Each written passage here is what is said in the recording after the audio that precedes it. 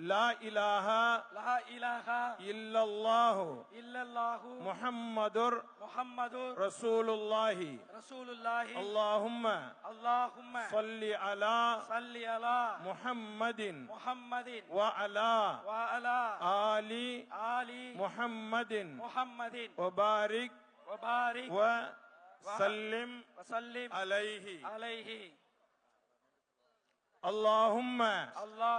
لك صمت وبك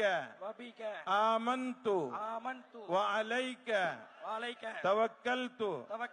وعلى رزقك أفطرت فتقبل مني يا الله உனக்காகவே நோன்பு நோற்றோம் உன்னுடைய அருளாலேயே நோன்பை திறக்கின்றோம் எங்களுடைய நோன்பை